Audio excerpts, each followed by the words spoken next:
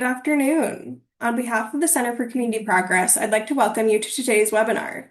My name is Julia Zimmerman, and I serve as the Program Officer for Education, Leadership, and Engagement here at Community Progress. I'm coming to you from Washington, D.C., and I encourage you to share your name, organization, and where you're signing in from in the chat. Community Progress webinars equip participants with the building blocks to understand and solve tough challenges related to property vacancy, abandonment, and deterioration. For today's webinar, we are joined by Janelle O'Keefe, Associate Director of Technical Assistance at the Center for Community Progress, and Zach Bauer, Executive Director of the Kalamazoo Land Bank Authority. Before turning it over to our speakers, I want to mention that we will allow time at the end of the presentation to answer questions. If you have questions during the presentation, please submit them via the Q&A box below.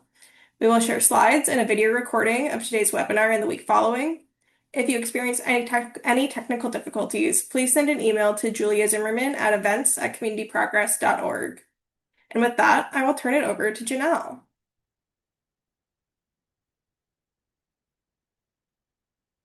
Good afternoon. Lovely to be here, everyone. Take a moment to get my tech set up for all of you before we jump into today's topic of understanding neighborhood housing markets. I am Janelle O'Keefe. I serve on the technical assistance team here at the Center for Community Progress. I'll be joined later on in the presentation by Zach Bauer, the Executive Director at the Kalamazoo County Land Bank. Over the next 45 minutes or so, we are going to discuss housing markets and how to incorporate market data into your vacant, abandoned, deteriorated property strategy. This is the third webinar in a three-part series on data. In February, we covered overall vacancy trends and how those have changed in the last decade. Last month in March, we covered parcel data and property condition surveys. You can find those recordings on our website, and they will go out in the resource materials next week following this webinar. So, quick question just to get a sense of where folks are at on this topic. Curious how confident you are in describing your community's housing markets. Are you not very confident, somewhat confident, or very confident? It'll take a couple minutes for you all to click in the answers.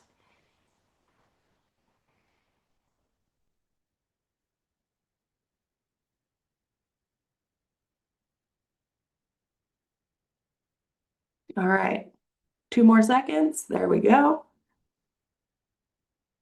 All right, somewhat confident, but we've got a range, which is great. I think there will be something for everyone in this. Oh, I see that I'm cutting in and out. Let me check my audio real quick. Does this sound better? Okay, thank you, Lonnie. Appreciate that. Glad I had it popped up. So appreciate that quick poll question. Good to see a nice range of confidence across this topic. So today we're going to go through this session in about 4 sections. We're going to jump right into market data, and then we'll talk through some examples of how communities have combined parcel data, which, as I mentioned, we covered last month, with market data and other types of data to build their vacant and deteriorated property strategies. As Julia mentioned, we'll leave time for questions at the end. Please use the Q&A function for those, not the chat, just so that we don't miss any as other discussion happens. All right, as we jump in, I'm going to start with a pretty bold statement. The vacancy is not the problem we are tackling. When your community is struggling with systemic vacancy, you need to question what the real issue is. Just thinking about vacant properties themselves is not going to solve your vacancy challenge. Market is the problem. Step 1 in creating a vacant property strategy is understanding your community's markets. Vacancy is just the symptom we can see. It is the tip of a much larger issue. Below the surface, you have a mismatch of demand and supply.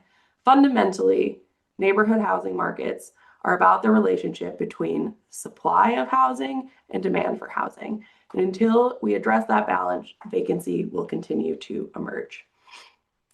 Markets operate at multiple levels. They operate at the metro-wide level, they operate at the city level, and they operate at the neighborhood level. They can be so granular that one side of the street can be in a different market from the other. And these markets at all levels exist in constant competition with one another. If Zach bought a house 2 neighborhoods over, my neighborhood lost out on that sale and that new occupant. And while markets reflect a accumulation of individual decisions, there are often market segments who are making similar decisions. So understanding who is in your market now and who might be in the market in the future based on jobs leaving and coming, changes in amenities and features, incentives to move to one place or another, will help you understand how those individual decisions aggregate up. So to recap, markets are the sum of individual financial well-being investment decisions. They exist at metro area, city, and neighborhood level. They're in competition with each other. Humans are segmented within the market, and they range from strong to weak. When a market is strong, the demand is bigger than the supply. And in a weak market, the opposite is true. There's more supply than there is demand. And this is the case for most neighborhoods or communities struggling with systemic vacancy. There is supply that outweighs the demand for that housing. There are a variety of factors that influence this supply and demand. There are factors that exist within the boundaries of a neighborhood, like the location of the neighborhood, the housing type and supply, the amenities in a neighborhood, parks, schools, access to transportation and transit, and those types of things. The things we think about as quality of life factors, overall neighborhood stability, and then there are factors outside the neighborhood or outside your community. Those include migration, where are people moving to and from, job and business growth or departure, competing supply. And as you hear these key factors, I bet some of you are having things pop in your head about specific factors in or outside of the neighborhoods you work in. So as they pop in your head, feel free to share them in the chat if there are specific ones you've observed having an impact on your neighborhood housing markets. So with that quick understanding of what neighborhood markets are, the next step is to figure out your neighborhood market in your place. And if you have one or two or many, and to do that, you need to answer 4 key questions. 1, what is the supply and demand like in your community? 2, does that supply and demand vary dramatically across neighborhoods or other smaller geographies within your city or your municipality, or even within your metro area? 3, what are the inside and outside factors affecting that current demand? And what are the inside and outside factors affecting future demand? So right now, quick poll question again, just to see where everyone's at. Which of those 4 key market questions could you answer for your community? Could you answer just one of them? If so, which one? Oh, looks like we didn't have this one loaded. That's okay. You guys can drop this in the chat instead. You can answer one of them. Is it question 1, 2, or 3, or 4? Do you feel like you can answer multiple of them? Do you think you can answer all of them? Or do you think you can answer none of them? Take a moment. I'll watch for a couple of these to pop into the chat here. See where folks are at. I feel like I need some Jeopardy music on the background here. Lots of multiple, not sure about future demand. That's great. Yes, conversationally, but only data-driven for some. That is something that we encounter a lot when we're working with communities across the country. Is your gut can tell you which of these factors are happening and which markets might be weaker or stronger, but not necessarily digging into the data, which is what we're going to go to next. Thanks all for jumping in to answer those. So how do we answer them? We're going to dig into data points that help illuminate the market, both to help you understand it, but also to put some data to those observations or anecdotal experiences you have about neighborhood markets. So before we dive into types of market data, I just want to highlight the difference between parcel data and market data. So when we're talking about parcel data, we're talking about data available for individual geographic point sources. So that is a specific address or parcel that's in a precise geographic location. When we're talking about market data, we're talking about data that's available at or has been aggregated up to a higher geographic area like a census block group or a census tract, a zip code, or some other kind of neighborhood breakdown, or even only at the city, the county, or sometimes the state level. We dug into the specifics of parcel data in the March webinar, as I mentioned. Check that out for kind of a full overview, but really want to tease out that the difference here is the geographic level of the data that we're looking at. Market data is really about blocks, neighborhoods, census tracts, that level. Now, it is important to say that some market data might be parcel data that's been aggregated up, or a different way of looking at a piece of parcel data. So for example, the number of properties sold last year could be a data point in either of these analyses. Which properties sold would be parcel data, right? This specific address, 123 Main Street, sold for $150,000. 275 Midline Street sold for $250,000. Those are parcel specific data points. But if you looked at the total number of properties sold in an area, that's when you are looking at market data. It's less about which specific house sold and how many of the houses in this place sold that give you that market insight. So, types of market data. I'm going to cover a lot verbally in this slide. The following slide has all of this in a table. So when you get the slides next week after this, you'll have it. So don't feel like you got to capture everything I'm going to run through on this slide. So this is not an exhaustive list, but this is the list of data that we most often like to look at when we're working with the community to understand where their markets are at and how the market can help us inform strategies to address and prevent vacant property.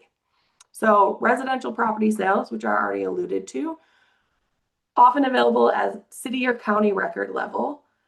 You're looking at your 1 to 4 unit residential properties, likely only the sales, that are arm's length transactions. You might want to filter out sales under $5,000 or $10,000, as those might not be reflective of your market. What that value is also likely location dependent. Within residential property sales, you might want to look at the median sales price and the distribution of that. How does that change across geographies? The percent of sales that were to owner occupants or to non-owner occupants, were they rentals? Are they pure investment properties? And as I mentioned, the total number of properties sold.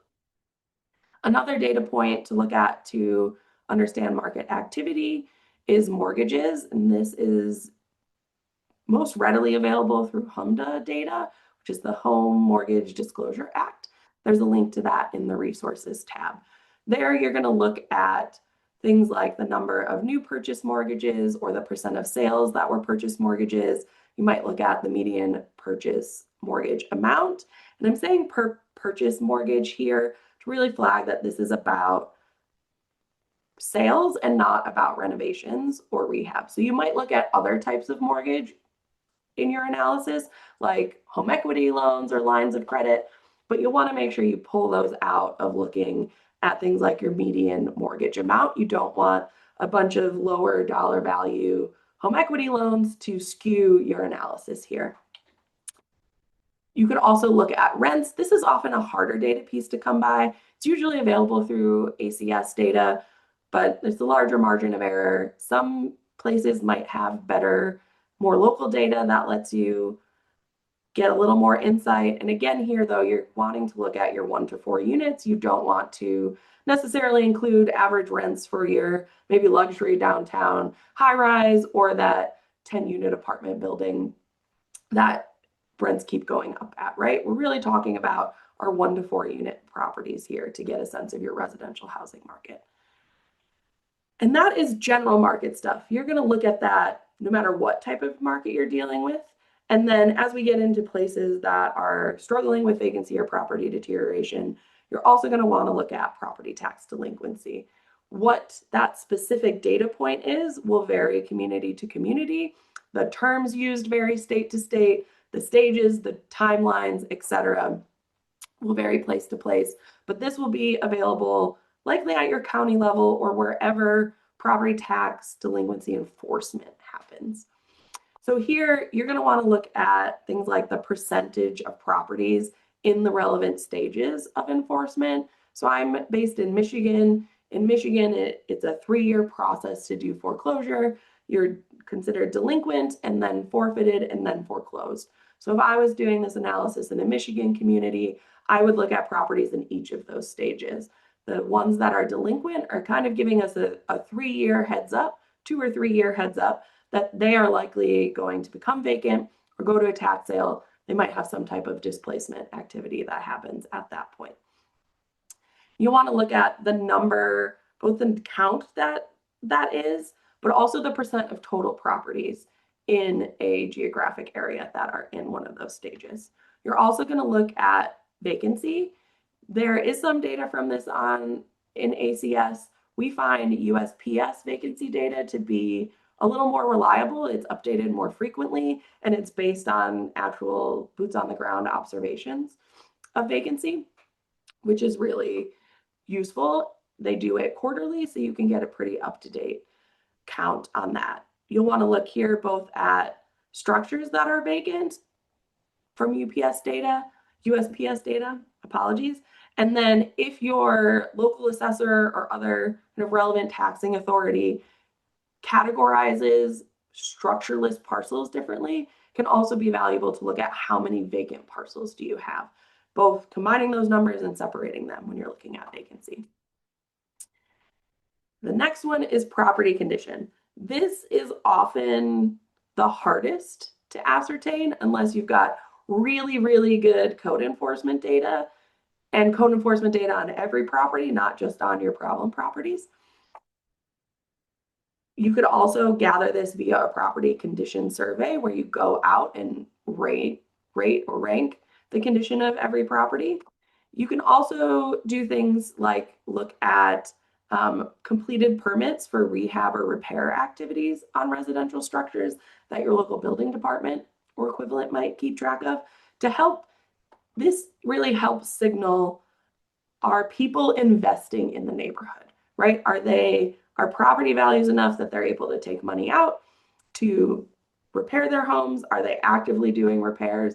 Are they following the process to do it? Those are signals of investment and can help signal that, maybe if a market otherwise appears weak, that people are starting to make investment can signal a change or a shift in that market.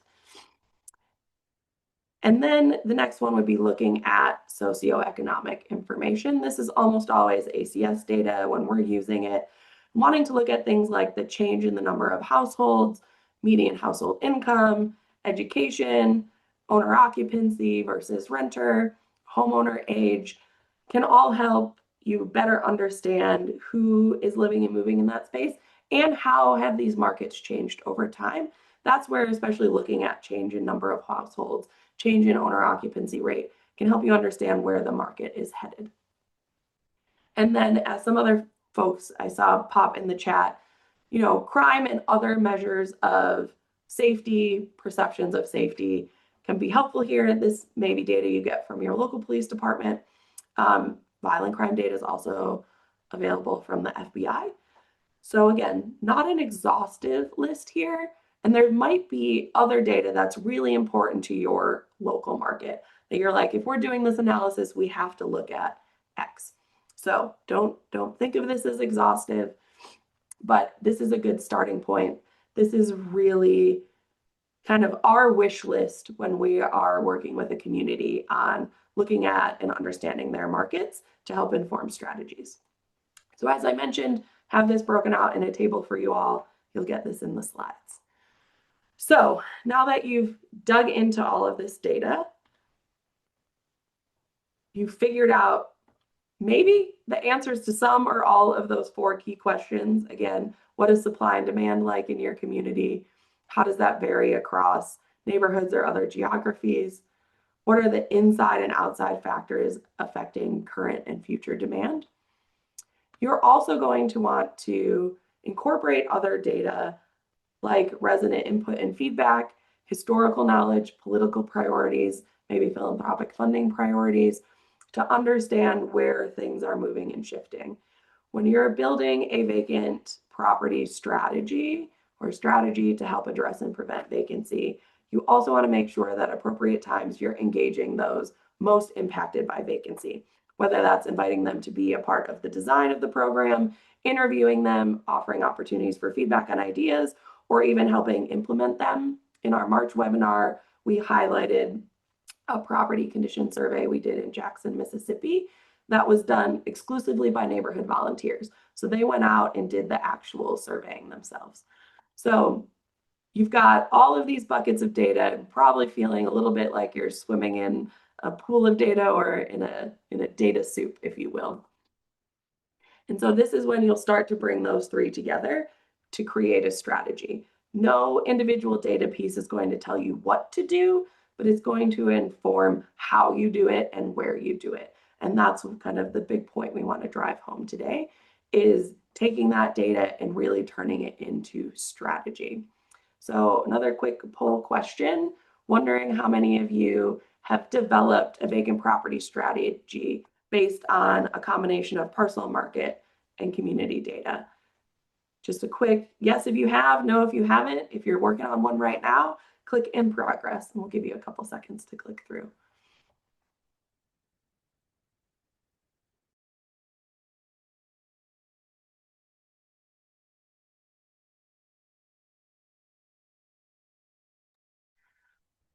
All right, a good spread, but the majority have not, a slim majority, and a good number already in progress, which is great to hear.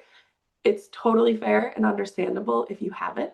It's a lot of data to sift through, and understanding a systemic database strategic approach is often a shift for local government.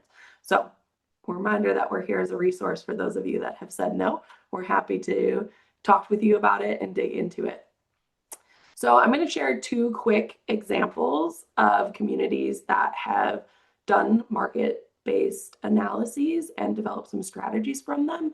And then I'll have Zach jump on and we'll talk about the work we've been doing in Kalamazoo. So several years ago now in Youngstown, Ohio, they did a neighborhood conditions report. So they looked at a substantial amount of data, their vacancy rate, mortgage information, sales ratio, which was the number of properties sold out of the total properties. They also looked at, and then how many sales had mortgages versus were cash transactions, sales prices, home ownership rate, and the change in that over time, poverty rate, population loss, and even more. And they paired that analysis. So they did that analysis and created some market typologies across the city of Youngstown. Then they paired that with resident and partner input to develop both neighborhood-specific strategies and some citywide strategies. The link to this full report is in the resources tab. And then just at the end of last year, the St. Louis Vacancy Collaborative in Missouri just put out a 10-year strategy to reduce vacancy in St. Louis. It has a range of operational and policy proposals and program proposals. The third one in there is to adopt a market-based framework for intervention. So they did an analysis primarily looking at vacancy and how neighborhoods fell into different categories of levels of vacancy, and are recommending matching the interventions in those neighborhoods to being tailored to the specific conditions. So they had three in their analysis: hyper vacancy markets, middle vacancy markets, and low vacancy markets, and talked through the different types of interventions that would happen to help improve and stabilize the markets and also keep some constraints on them. Great. We even have somebody from YNDC in the chat, which is great. They've done a lot of great work since that first one, but is a nice example of market typologies. So there's a lot of other things in the St. Louis Vacancy Collaborative's 10-year strategy, but really a nice example of how they are pairing interventions to specific neighborhood conditions. So with that, I'm going to have Zach jump on camera and join us here. So we've been working with the Kalamazoo Land Bank for the last year or so on a 5-year strategic plan. Zach's going to share a little background on Kalamazoo and why incorporating market data was important to developing the land bank strategic plan. Zach, I'll give you a moment to introduce yourself. Thank you, Janelle. My name's Zach Bauer. I have the distinct privilege of serving as the executive director of the Kalamazoo County Land Bank here in beautiful Southwest Michigan. Um, I don't think, oh, there we go. I do. So a little information about Kalamazoo County. We're almost evenly between the city of Detroit and the city of Chicago. So 94 cuts right across the state and it runs right through our city. Kalamazoo is a small but mighty place. Our population has stayed pretty consistent in that 74,000 range, with some slight dips over the pandemic. For all you Yankee fans, I always just like to point out that we'll accept your gratitude for raising and fostering Derek Jeter here in Kalamazoo. We're also home to the Kalamazoo Promise, the first place-based college scholarship program for anyone who graduates from Kalamazoo Public Schools. And for our beer drinkers, Bell's Brewery is located right here in the city of Kalamazoo. County is about 262,000 people, and our population breakdown, or excuse me, our property breakdown in our current real estate holdings is about 325 parcels. About 10% of them are potential industrial or commercial developments, and a majority of our properties are held within the city limits of Kalamazoo, but about 14% outside in a more rural, our more rural outer counter communities. So, I came to the land bank. I joined the land bank about a year and 4 months ago. And what was immediately apparent, both before my time here, but immediately when I became the executive director, was that the tax foreclosure process was no longer a reliable source a source for us to receive properties. Kalamazoo County is known for its robust philanthropic community. And in addition to changes in the market, our philanthropic community decided that keeping families in their homes was important. And so, in partnership with Kalamazoo County Treasurer's Office, some local philanthropy came up with a pool of money to help folks with low-cost loans to prevent tax foreclosures. So that, in partnership with the improving market here in Kalamazoo, as you can tell, we've seen a precipitous dip in those properties that come to us. And we're really pleased that more families are in homes for longer, but that really required us as an organization to understand where we fit in the overall ecosystem. And so we started to have strategic conversations both with our board, philanthropy, and municipal leaders to say, how can we still play a role in addressing blighted properties, improving access to affordable housing, and commercial corridor development. And so part of one of those things we heard directly was maybe we should start purchasing and having strategic acquisitions in those core neighborhoods that are still having problems with development. And so those conversations began to focus on the acquisition of rental portfolios. So Kalamazoo is also home to 3 large higher educational institutions. And so many of our properties particularly our single-family homes, were purchased by landlords providing low-cost rental properties to university students. And so in 2023, we began purchasing real estate rental portfolios. Most recently, a 60 parcel portfolio in our Edison neighborhood, which, if you could advance to the next one, thank you. Here, most of our real estate was compacted into those green areas. Those are our core neighborhoods, specifically Edison, East Side, North Side, and I always forget one, Janelle, Oakwood. That's where we primarily focused our efforts. And so I think I'm going to pass it on to you, Janelle. Yeah, thank you, Zach. I'd also add, there's some larger citywide changes that were also happening. There's a big downtown development project happening. Oh, that's right. I forgot about Yeah, that. Yeah. there's been a So I lot don't, of, I'm a bad advocate here. We're, 2025 NCAA hockey champions are getting a new home in downtown Kalamazoo with a $600 million arena to not only host the Bronco hockey team, but also an event space. That's really going to change our downtown. So thank you, Janelle. I completely forgot about that. It was in my oh, notes. that's all right. I just wanted to draw it out because, one of the other things that we looked at in working on this strategic plan was also the amount of higher density apartment development that was happening, and then a lot of single family housing stock across the city. And that one of the other things that jumped out is the lack of diversity of housing types. And that's been identified as a need in Kalamazoo across housing studies and other municipal initiatives.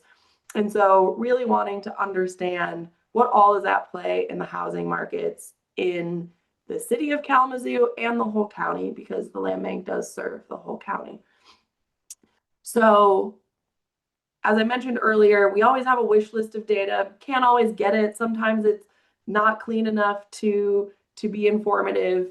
And so for this housing market typology analysis, we looked at sales prices, mortgages, vacancy, and we created a socioeconomic index where we put several demographic factors such as change in household, that type of thing, into one measure, one factor in this equation.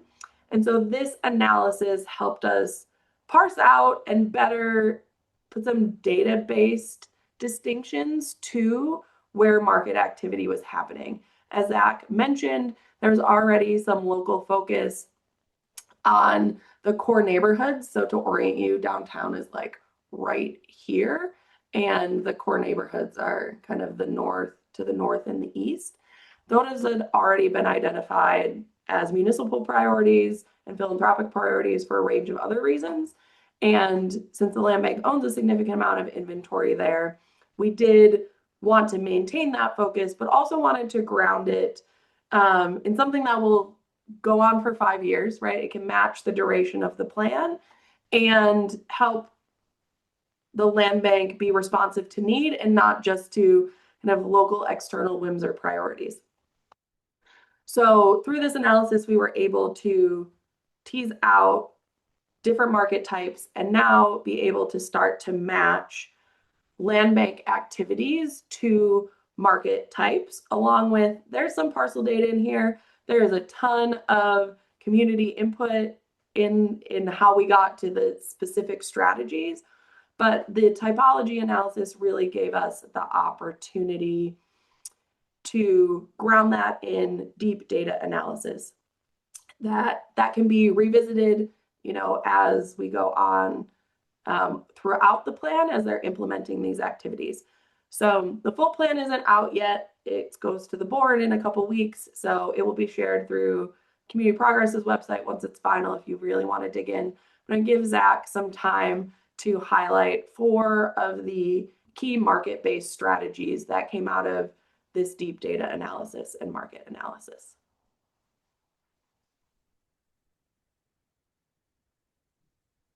Yeah, so I'm in the hot seat. You're in the hot seat. We really appreciate the Center for Community Progress's partnership over the last 12 years because as a new executive director in this space, it allowed me to really focus in on some key areas. In the first strategy out of the 30 for 30 that we came up with, Janelle's also a wonderful marketing specialist, if you haven't heard that yet, was to accurately understand and articulate the scale of vacant and deteriorated property in Kalamazoo County. Land banks often only are able to address vacant properties reactively. And so what we really focused on in KCLBA was, can we take a more proactive approach by being the voice for vacant and abandoned properties in the county and aligning these with programming. And so, we really focused our time and energy on understanding vacant property resources, tracking and reviewing vacant and blighted property throughout the county, and especially in the city of Kalamazoo. And then finally, prioritizing land bank programming in neighborhoods most impacted by that long-term systemic vacancy. And so, when we talk about our core neighborhoods, that's really where we're talking. And what's great about Kalamazoo is we have just a robust, connected neighborhood association group that's helped us to devise and consider their needs. And so Janelle and her team were great on bringing people in to be lived experienced resources to us in our strategic planning session. We also then went to, how can we leverage vacant lots to build a diversity of housing? And so working closely with our partners in the city who were challenging all of us to understand that when you build single family homes along a street, there's public infrastructure underneath that. There's water, there's electric, there's all these different things that cost a lot of money. And, maybe that made sense at the turn of the century to build that kind of public infrastructure. But now what we're faced with is, how do we maintain the infrastructure that's there? And what we heard clearly from our city partners is a desire to introduce gentle density. And that's ensuring that, and I'm saying gentle density, because we don't want anyone to be nervous. And so ensuring that we introduce pre-approved plans that provide ADU accessibility, ensuring that the housing type meets the reality of our core nuclear family in Southwest Michigan. There was a time when we had family of 4 or 5 children. Now most of our families consist of 3 people, if there's even a child in the family. And so the land bank has had enough inventory to play a serious role in infill development, but now we're just getting more sophisticated in what that infill development looks like. And so what's nice is that the city has availed themselves of some pre-approved plans that allow us to deploy these by cutting a lot of the red tape and a lot of the costs associated with pre-development expenses and architectural drawings. And so we were really pleased to have such vibrant partners throughout this process at the city of Kalamazoo. And then we also, moving on to our strategy 15, was to implement a homeownership repair program out county. So what's nice about Kalamazoo in that sense of philanthropy that we have here locally is that our nonprofit partners that work in the housing sector have come up with a number of different opportunities for homeowners to invest in their largest asset. And so partners like Kalamazoo Neighborhood Housing Services and Homeworks have come up with several programs within the city. What we do know is that out county, the same nonprofit infrastructure doesn't exist. And also Kalamazoo being the largest. So think about this critically. If our largest city is 75,000 people, just imagine how small our small towns are. And so that means smaller municipal staff at the local level. And so working in conjunction with those smaller staffs to ensure that we can deploy the same kind of home repair programs so that out county homeowners can maintain their largest assets and continue to acquire intergenerational wealth was an important element to us. And so a strategic partner in those is Mishta, and they're my neighborhoods. Mishta is our statewide housing authority. So, and then finally, 18. Zach, I was just Yep. going to add there too, this is a trend we've seen for land banks across the country is Mhm. moving into running program that help are functionally a type of vacancy prevention. And owner-occupied home repair can be a prevention tool when you're talking about lower income households who might be strapped between fixing up their house and paying their property tax bill or a utility bill, and lots of municipalities who just don't have the means or the funds to run a program like this. And I saw a question pop up in the chat if these are CDBG funded. And so here we're particularly talking about the land bank serving non-entitlement communities. So communities in the county that do not get CDBG dollars from HUD. And the Kalamazoo County itself is not an entitlement community either. So a real opportunity for the land bank to, as a resourced and relatively high capacity organization, step in and leverage state resources and bring them to the county when they might not otherwise be there. Yeah, that's right. That's right. Now you can talk about commercial. Okay, thank you. And then something that I'm particularly interested in is, how does the land bank continue to support economic development in the commercial and industrial project space? And we've recently just finished two important development agreements with two commercial partners to grow their footprint in Kalamazoo County. One is Landscape Forms, which is a high-end lawn furniture company.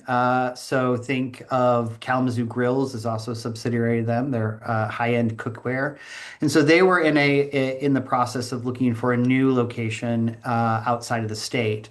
And so by bringing different tax incentives to the table and working closely with our county economic development department, we were able to keep them and bring approximately $600,000 to the table to help them realize that success.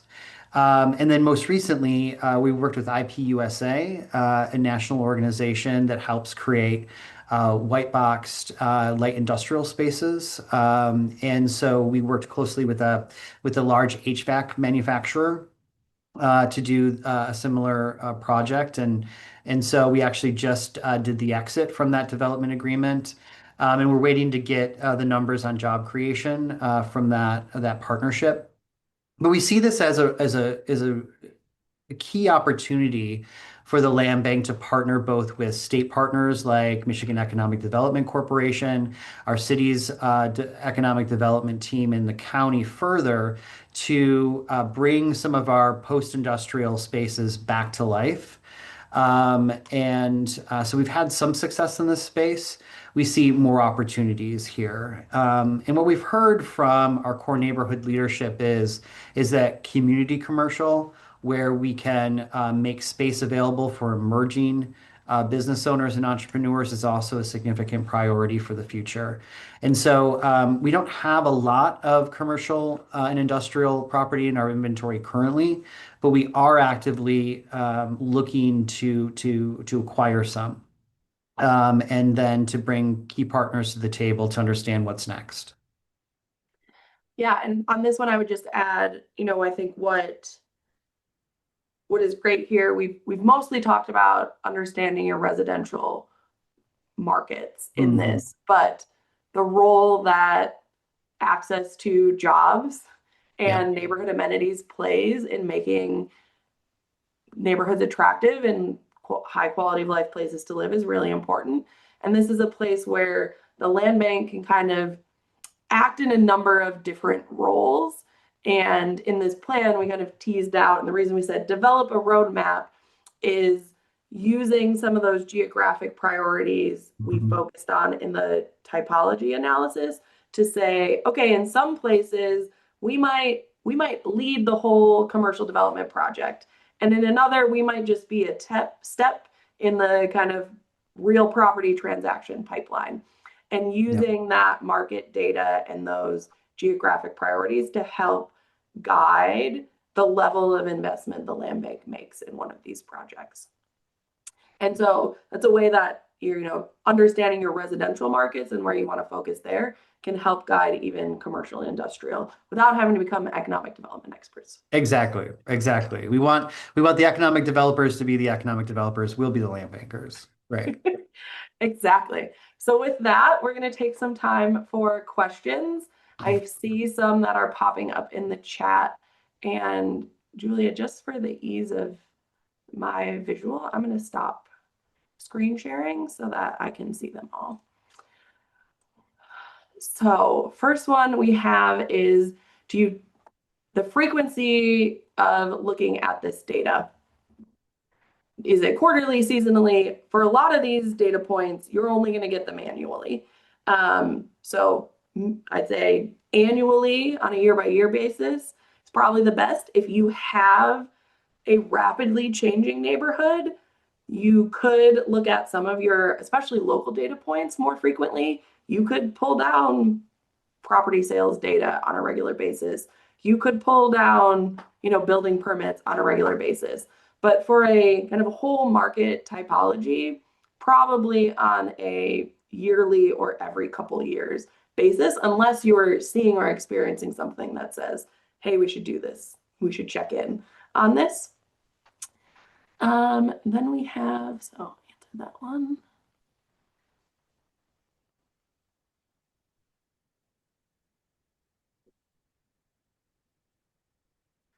Someone asked a couple of clarifying questions. If various home types refers to number in the family. And so as Zach mentioned, we're talking about home types, more meaning that, what did you call it? Soft density?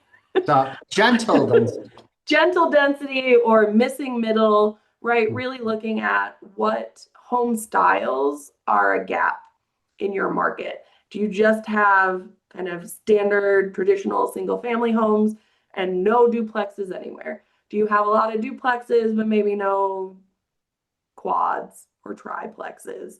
Do you have a lot of condos, as those are, attached single family?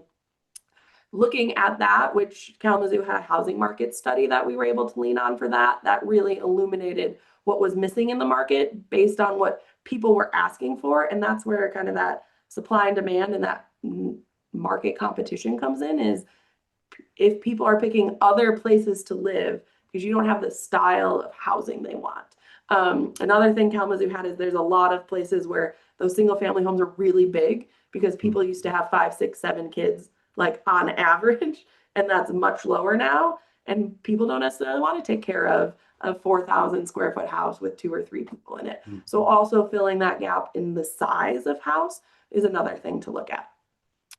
Zach, somebody asked, how did you fund the acquisition of the rental? And I think that would be a really good story to tell. Yeah. Sure, you can. So we started a conversation with a foundation here in town, the Stryker Johnson Foundation, who is particularly interested in some core programmatic issues, health, education, and housing, and just making the case to them that the portfolio wasn't necessarily being maintained to the level we wanted. And it was a perfect opportunity to get a critical mass of homes in one of our largest, most diverse neighborhoods. We also, and just one other point, Yeah. you buy a portfolio, you got to maintain it, you got to rehab it. And I think sometimes we get in the mindset that it all has to be grants. And certainly we have received about $4.5 million in grants to support the rehab. But also, if your community foundation is interested in impact investment, low interest loans. So our community foundation, we're actually just preparing to sign the closing documents, awarded us a $2 million loan, 20-year loan at 3%, interest only for the first 3 years. This is a great way to get more philanthropic involvement at a scale that you can have an appreciable impact on a block or a couple blocks. And so if your community foundation or even any of your philanthropic partners are interested in impact investment or PRIs, I would definitely have those conversations. Thank you. That is a great point. And something, I'd say one of the places where Kalamazoo is kind of pushing the land bank field is exploring these new opportunities, both in funding partnerships and acquisition partnerships. Somebody asked, will these programs work in neighboring states? If so, how? Absolutely, right? A lot of what we talked about today is doing analysis on the data you already have to understand your place. All of these are data points that should be available in some way for your community. And then when it comes specifically to a land bank, that will vary state to state. I don't know which neighboring states we're specifically referring to, but certainly if your state has state naming legislation for land banks, you can find that out on our website in our land bank, National Land Bank map. Home repair programs can operate in a variety of ways. Every state in the country has communities doing home repair programs. So this is all ideas that you could replicate. They should be tweaked to your local context and experience and what's available in your local community. But certainly hope this is idea fodder for you as you do this work where you are. What advice do you have to get buy-in and progress in other cities to help drive the idea of gentle density? What were your wins and losses with community stakeholders in Kalamazoo? Yeah, so our city was really a leader in this conversation, and so our CPED community development, community and economic development staff helped to drive this. And if you have a pen and paper handy, write this down. Flywheel is a great organization out of Grand Rapids, about 45 minutes north of Kalamazoo, and they do a great job of explaining what gentle density looks like and how gentle density can not only maintain the structure of a neighborhood, but that it's not as scary as sometimes it's made out to be. What we're talking about is duplexes, fourplexes, right? We're not talking about high-rise apartments in your single-family home neighborhoods, and that was really the reality in Kalamazoo. Kalamazoo is a single-family stick-built detached garage neighborhood or community, and so any introduction in any density caused some consternation. But starting with someone that can really boil this down and explain it with nuts and bolts, but also ensuring that your neighborhood associations or your ward leaders are really part of those conversations from the jump is don't surprise them. That's my number one policy to all my staff is if you're surprising somebody with what you're doing, you didn't do it right. And so we kept our neighborhood associations closely engaged throughout the process along with our city staff. What's also nice is that our county has a millage that supports the development of housing. And so the value proposition to taxpayer managed incentives was we're able to put more units on per parcel than we would if we continued to do the standard approach. So, like I said, don't surprise people, get the neighborhoods in quick, and hopefully you have a staff that's interested in learning more. And Flywheel is a great resource for you to reach out to, along with Center for Community Progress. Yes, thank you, Zach. Another question we have, can the real estate community play a partnering role in promoting underperforming markets, or is that a role better suited for nonprofits?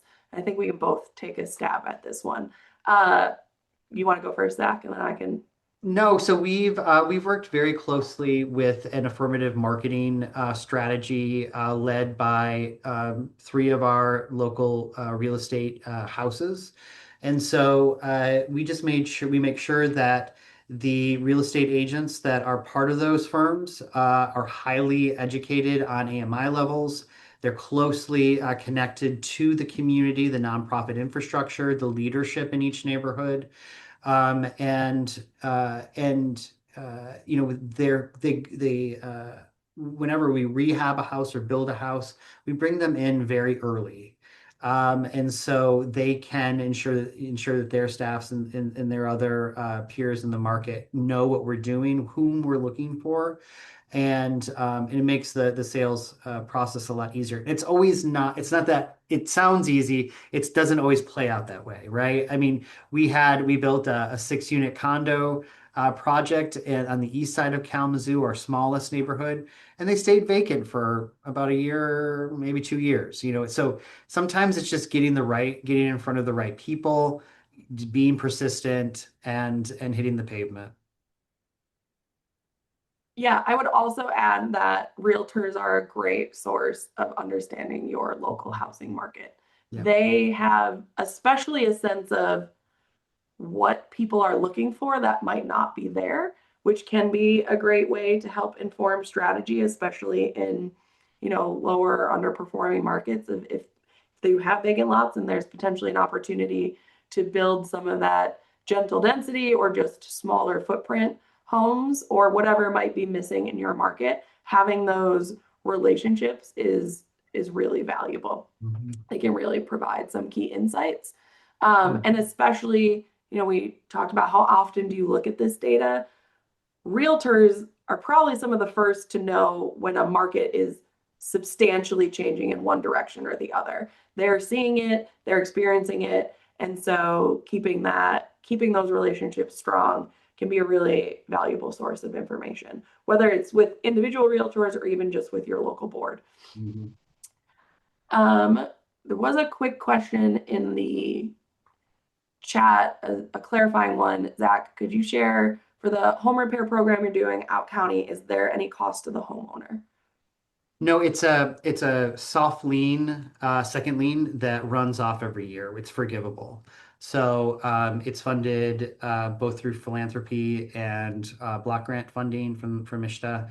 And so we just append it to the end, generally 25 to 30,000, sometimes in some cases a little higher, but then it runs off and we scale that runoff based to ensure if the homeowner is a recipient of any sort of income-based incentives, we're not jeopardizing those benefits as well. So a second lien runs off, no cost to the homeowner. Julie, I was going to tackle one more that came in, and then we can close out. Does that work? Awesome. So, got another one that came in that said, what do you do about neighborhoods and areas where there's a massive appraisal gap? We have places with appraisal gaps of above $150,000. So the parcels go into the land bank and then they just stay there. People are hesitant to build even when the land is given away for free. Zach, do you want to share a little about that? And then I can give a wrap up answer.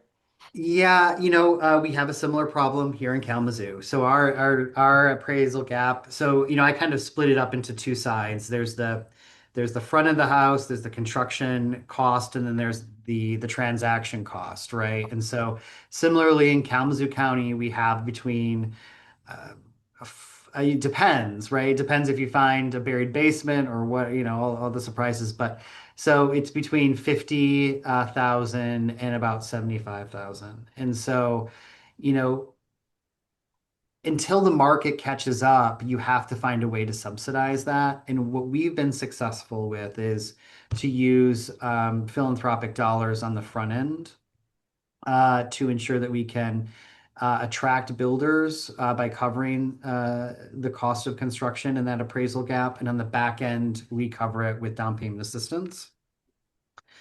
We have several programs in Kalamazoo. One is through MISTA. That's our Michigan Housing Services, and that is an employer-based opportunity where employers kick in half, MISTA kicks in half, and so that has offered some alleviation. But we've also really, again, back to the product that we're building, right? If the size of the home is contributing to the ultimate cost of it, we've had to scale things back and make, we're building smaller homes. We have three cottages right now that we just finished an RFP on, and those are just 1,000 square feet. They're at 1,000 square feet, and so that's one way for us to control for the appraisal and construction gap. And the other piece is rehabbing old homes, right? If we've already have them, and we can invest $50,000 into them, make them inhabitable again, that's the other way to address what's going on. Yeah, which is a great point. The other piece to all of those is also what other investments can you make in the neighborhood to help bring the market and the values in the neighborhood up so that you kind of, you're working the gap from both sides, right? Where can you reduce the cost or the time of construction? Where can you bring in subsidy? And where can you improve conditions in the neighborhood, which is why some land banks are getting into home repair programming, is if we can raise the conditions overall in the community and, increase people's equity in their own homes, that also helps projects start to pencil out. But we could do a 4 webinar series on how do you solve the appraisal gap.